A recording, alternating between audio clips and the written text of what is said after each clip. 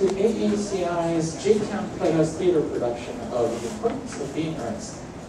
We ask that you kindly take a moment to please turn off all cell phones and other noise-making devices so that they do not bother the audience or the cast during the show.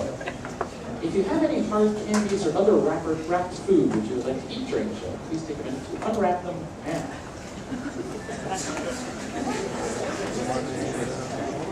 Theater in the Round is a wonderful experience. I believe it's even closer to the natural state of being of the show, a natural experience of seeing the actors. At certain points during the show, you may see the actors, the backside of the actors. This is normal. Please do not be afraid. They will quickly turn around to face you shortly thereafter. The show running time will be 2 hours and 10 minutes, and there will be a 10-minute intermission in the middle of the show. Hope you enjoy.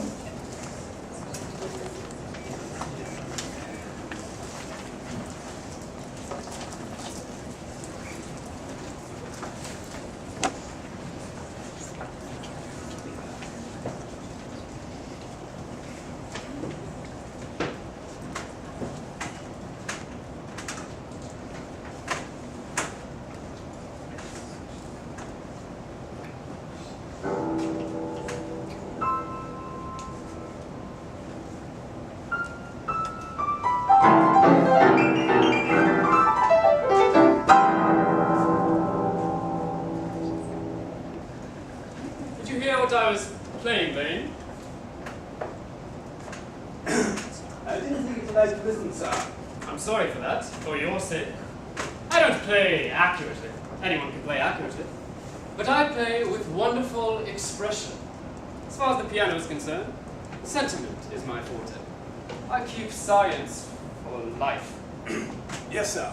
Speaking of the science of life, have you got the cucumber sandwiches cut for Lady Buxner? Yes, sir.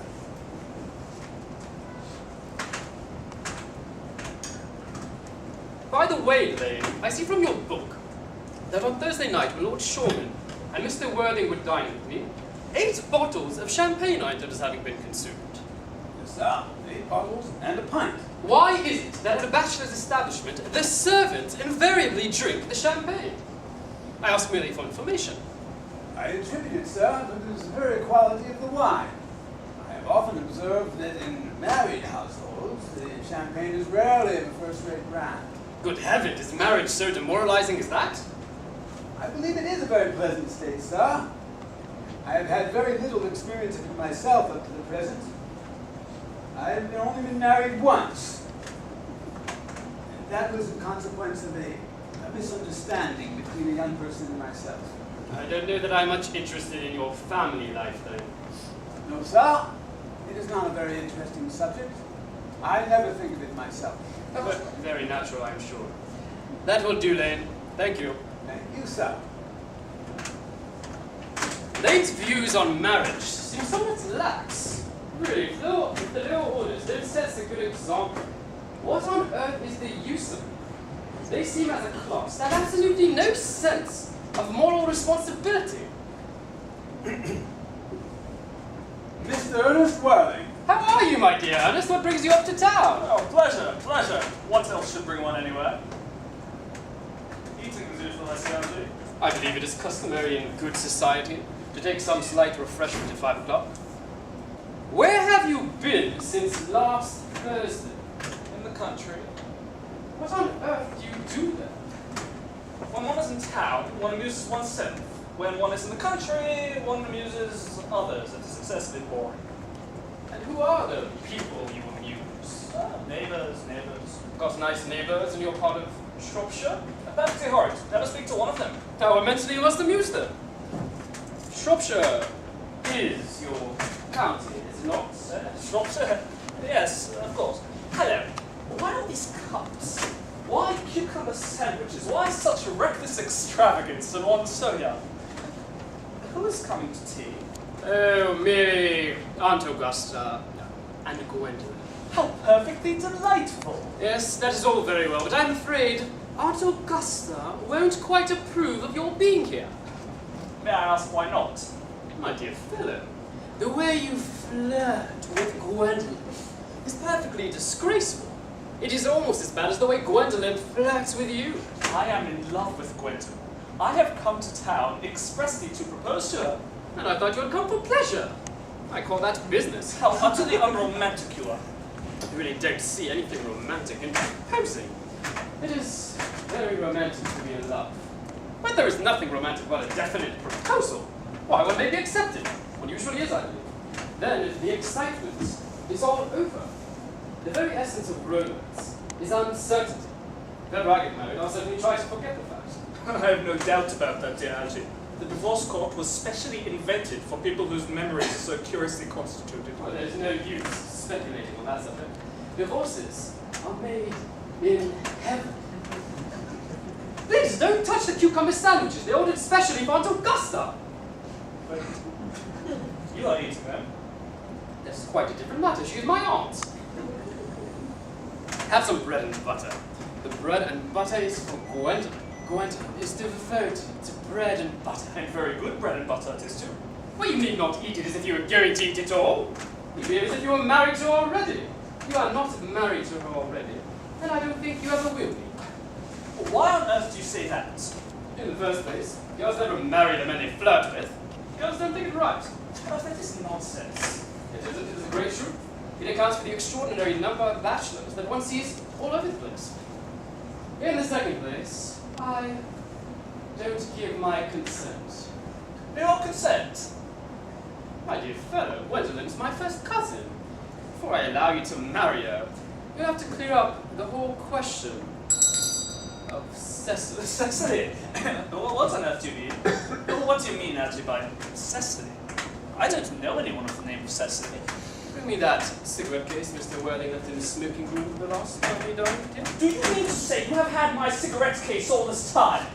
I wish to goodness you had let me know. I have been writing frantic letters to Scotland Yard about it. I was very nearly offering a large reward. Well, I wish you would offer one. I happen to be more than usually hard up. Then it's no good offering a large reward now that the thing is found. I think that is rather mean of you, Ernest. However, it makes no matter. Well, now that I look at the inscription inside, I find that the thing isn't yours after all. Of course it's mine. You have seen me with it 100 times. And you have no right whatsoever to read what is written inside. It is a very ungentlemanly thing to read a private cigarette case. It is absurd to have a hard and fast rule about what one should read and what one shouldn't. More than half of modern culture depends on what one shouldn't read. I am quite aware of the facts, and I don't propose to discuss modern culture. It isn't the sort of thing one should talk of in private. I simply want my cigarette case back. Yes, but this isn't your cigarette case. This cigarette case is a present from someone of the name of Cecily. And you said you didn't know anyone of that name. Well, if you want to know, Cecily happens to be my aunt. Your aunt. Yes, charming old lady she is too. Lives at Plunbridge Wells. Just go back to Melty. But why does she call herself Little Cecily?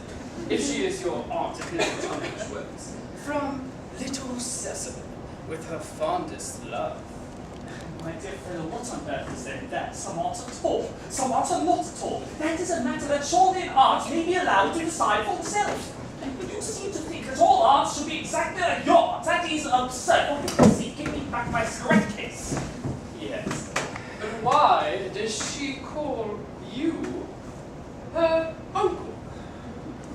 From Little Cecily, with her fondest love, to her dear uncle, Jack. There is no objection, I admit, to an aunt being a small aunt. But why an aunt, no matter what her size may be, should call her own nephew her uncle? I can't quite make out. Besides, your name isn't Jack at all, it is Ernest. It isn't Ernest, Jack. But you have always told me it was Ernest. I've introduced you to everyone as Ernest. You answer to the name of Ernest.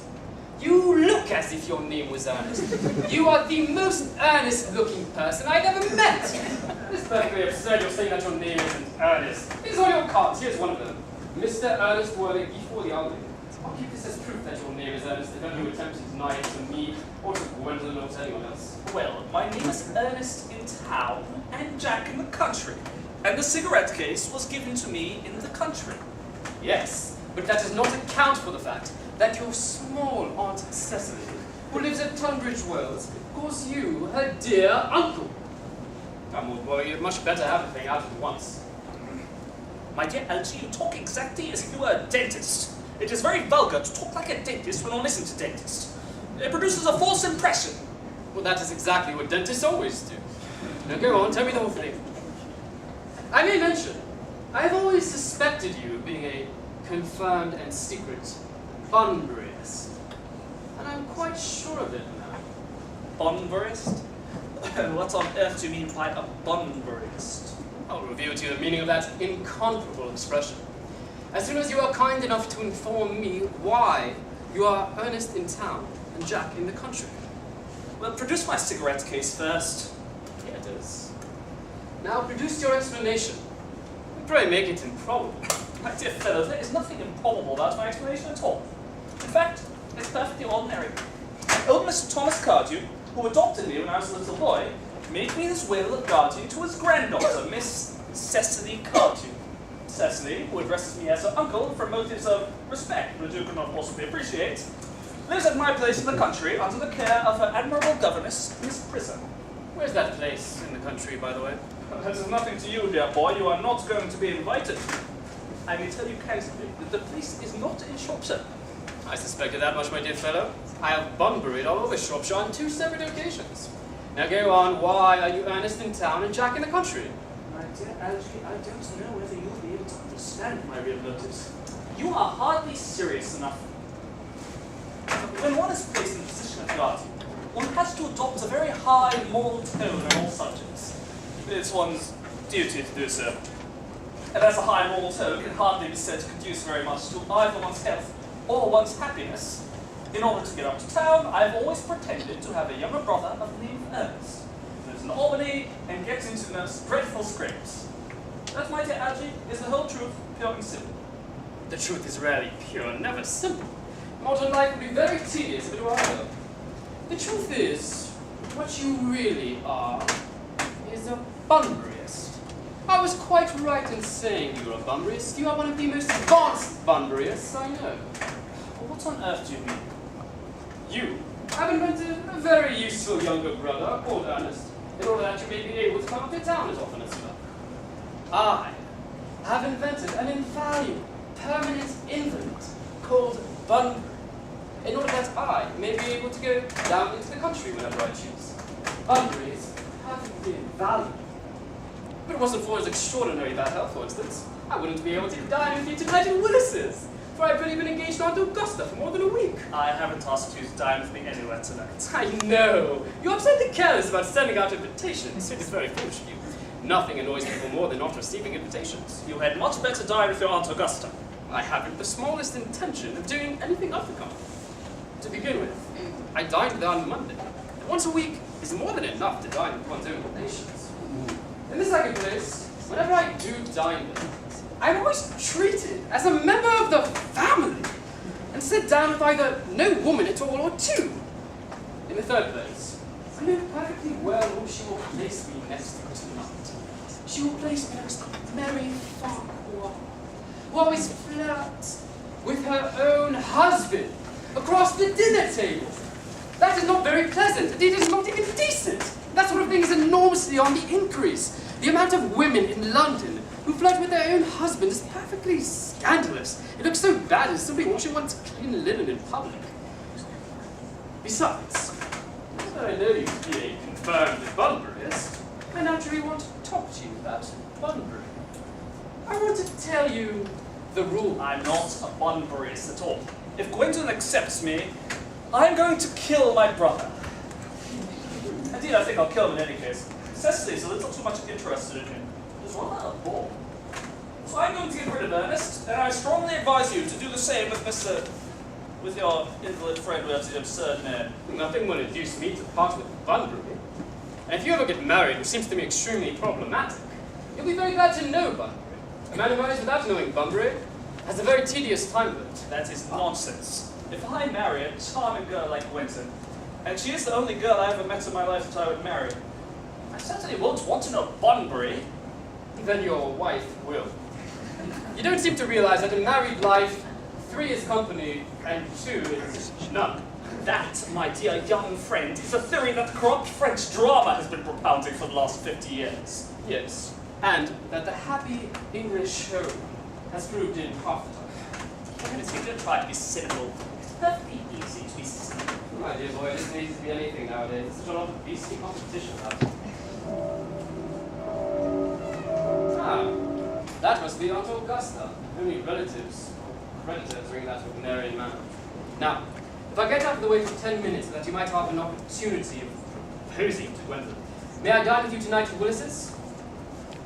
I suppose so, if you want to. Yes, but you must be serious about it. I hate people who are not serious about meals. It is so shallow. Lady Bracknell and Miss Fairfax.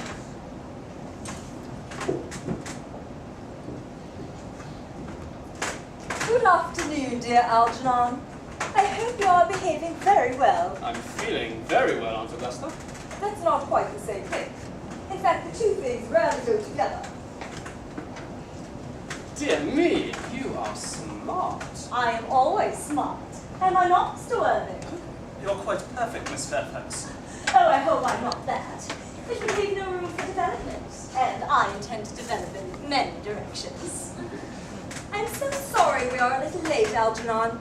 But I was obliged to call on dear Lady Harbury. I haven't been to see her since her poor husband's death. I never saw a woman look so altered. She looks quite 20 years younger. And now I'll have a cup of tea and one of those nice cucumber sandwiches you promised me. Certainly, Aunt Augusta. Gwendolyn, won't you come and sit over here?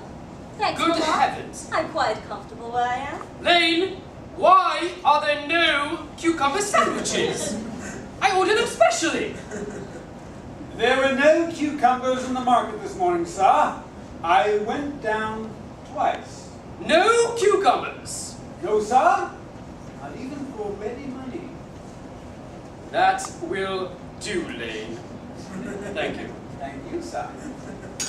I am greatly distressed, Aunt Augusta, about there being no cucumbers, not even for ready money. It really makes no matter, Algernon. I had some crumpets with Lady Harbury, who seems to me to be living entirely for pleasure now. I hear her hair has turned quite gold from grief. It certainly has changed colour. From what cause, I of course cannot say. Thank you. I have quite a treat for you tonight, Algernon dear. I am going to send you down with Mary Farquhar. She's such a nice lady, and so attentive to her husband. It's delightful to watch them. I'm afraid, Aunt Augusta, I shan't take off the pleasure of dining with you tonight, after all. I hope not, Algernon.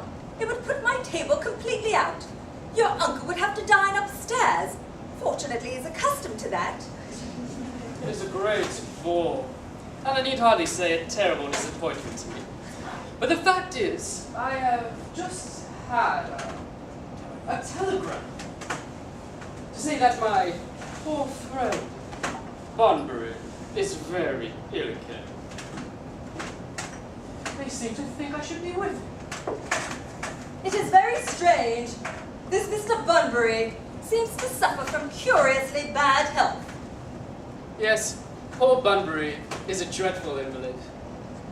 Well, I must say, Algernon, that I think that it is high time that Mr. Bunbury made up his mind whether he was going to live or to die. This shilly-shally with the question is absurd. Nor do I in any way approve of the modern sympathy with invalids. I consider it morbid. Illness is hardly something to be encouraged in others. Health is the primary duty of life. I'm always telling that to your uncle. But he never seems to pay much notice anyway, insofar as any improvement in his ailment goes.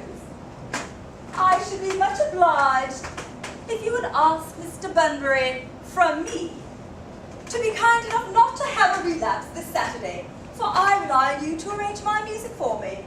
It is my last reception, and one wants something that will encourage conversation, particularly at the end of the season, when everyone has said whatever they had to say, which in most cases was probably not much. I'll speak to Bunbury, Aunt Augusta, if he is still conscious. And I think I can promise you he'll be all right by Saturday. Of course, the music is a great difficulty. You see, if one plays good music, people don't talk. If one plays bad music, people don't listen. But I'll run over the program I drawn out. If you would kindly come into the next room for a moment. Thank you, Algernon. It is very thoughtful of you. I'm sure the program will be delightful. After a few explanations. French songs I cannot possibly allow. People always seem to think they are improper, and either look shocked, which is vulgar, or laugh, which is worse. But German sounds a perfectly respectable language to me, and indeed, I believe is so. Gwendolen, you will accompany me. Certainly, Mamma. Charming day it has been, Miss Fairfax. Pray don't talk to me about the weather, Mr. Worthing. Whenever people talk to me about the weather, I always feel quite certain that they mean something else. And that makes me so nervous. I do mean something else. I thought so. In fact, I'm never wrong. And I would like to be allowed to take advantage of Lady Bracknell's temporary absence. I would certainly advise you to do so. Mamma's way of coming back suddenly into a room that I've often had to speak to her about.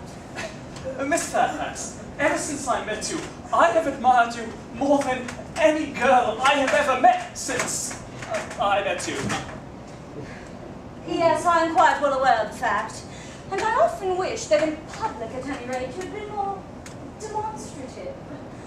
To me, you have always had an irresistible fascination. Even before I met you, I was far from indifferent to you. We live, as I hope you know, Mr. Worthing, in an age of ideals. The fact is constantly mentioned in the more expensive monthly magazines and has reached the provincial pulpits, I'm told.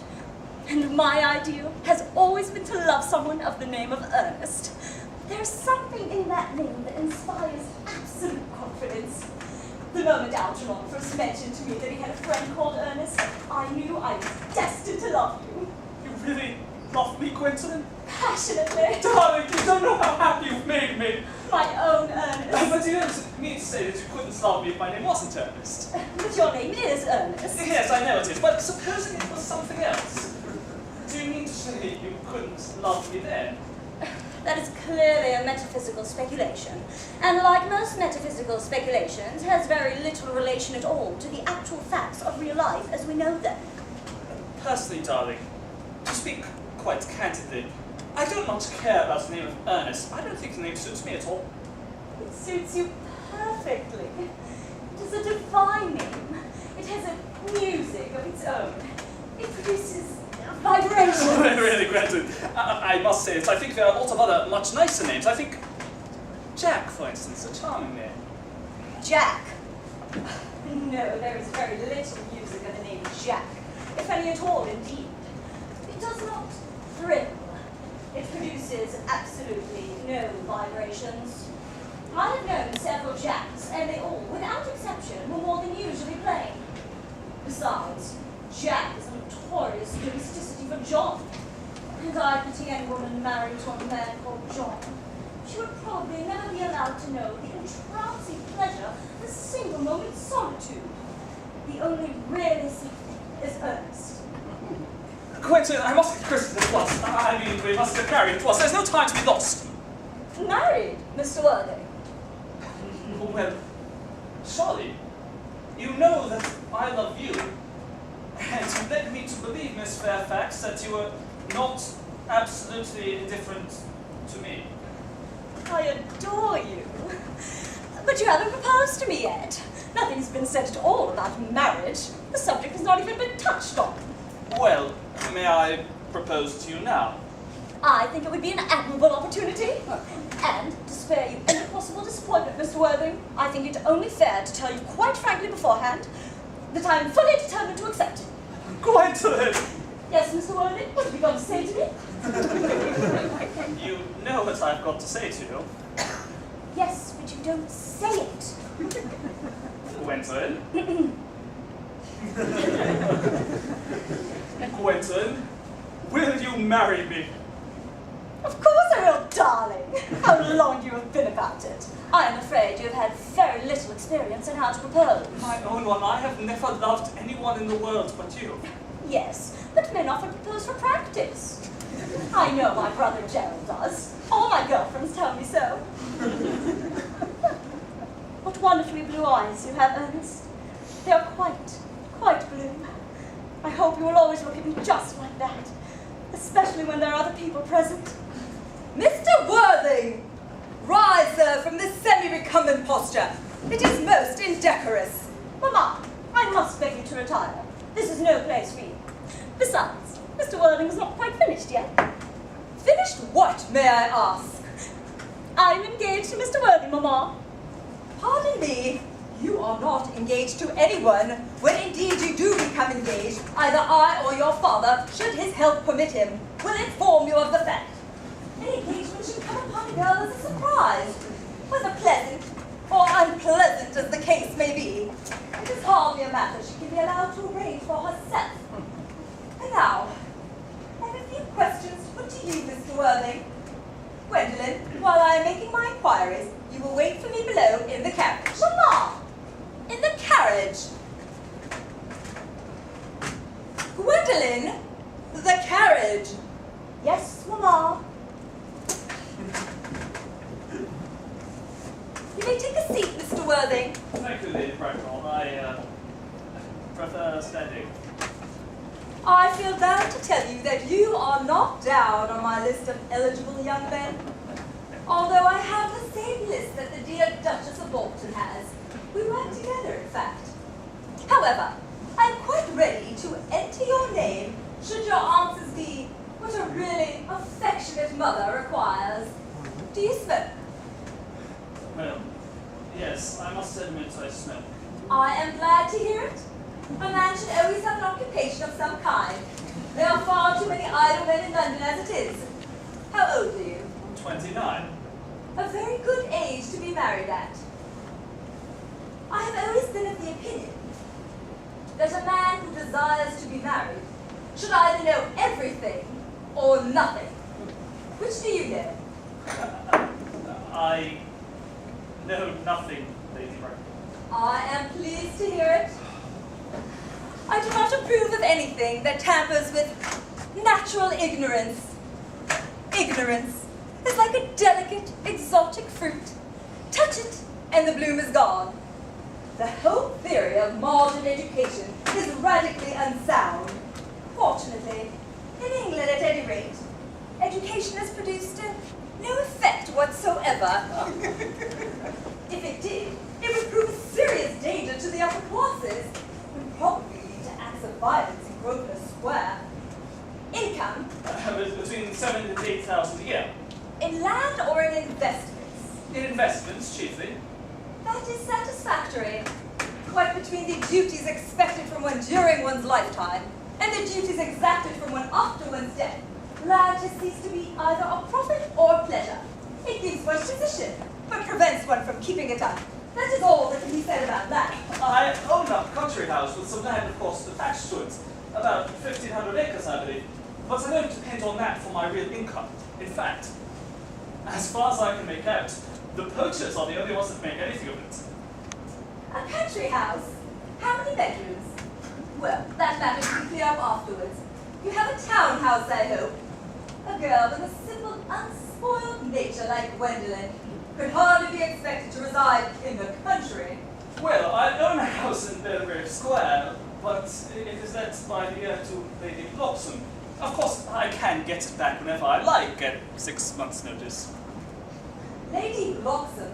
I don't know her. She goes about very little. She's a lady considerably advanced in years. Ah, nowadays that is no guarantee of respectability.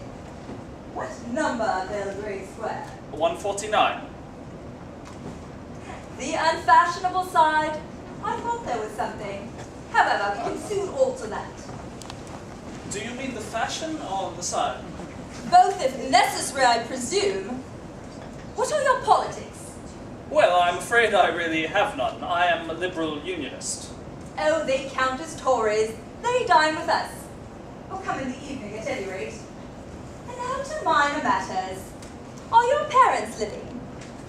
I have lost both my parents. To lose one parent, Mr. Worthing, may be regarded as a misfortune. To lose